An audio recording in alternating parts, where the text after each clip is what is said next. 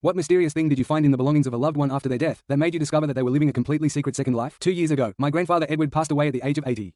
He was an incredibly quiet man who lived in a small countryside house surrounded by his history books, working his entire life as a simple neighborhood librarian.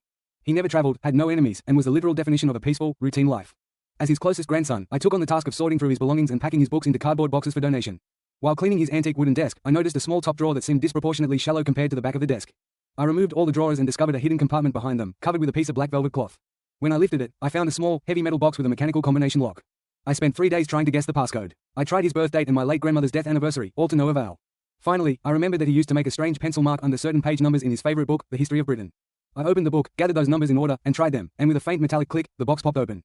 I didn't find gold or money. What I found made me sit on the floor in absolute disbelief. There was a British passport bearing my grandfather's photo in his youth, but under a completely different name, Lucas Wilson.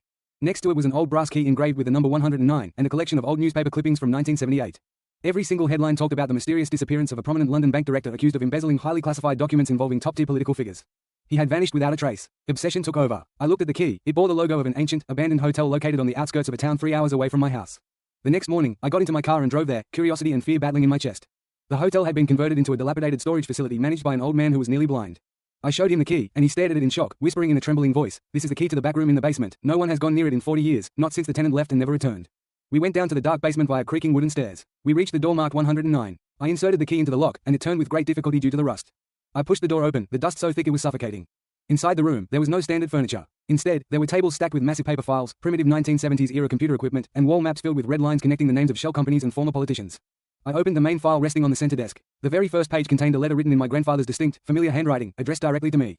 It read, "My dear Arthur, if you are reading this, it means I have passed away in peace, and your brilliance has led you here. I was not a librarian all my life. In 1978, I was the mastermind who smuggled the documents that exposed the largest financial corruption ring in this country's history. I changed my name and identity, living quietly to protect you and our family. All these files are the proof of my innocence that I could never reveal in my time without risking your lives. Now, the legacy is in your hands, and the choice is yours to bring the truth to the world." I walked out of that basement feeling the world spin around me. The gentle grandfather who used to read me bedtime stories in a soft voice had been a fugitive hiding from powerful entities for 40 years without ever breaking a sweat. I brought the files back home, and now I spend my nights reviewing them with extreme caution and intelligence, ready to finish the mission my grandfather started before I was even born.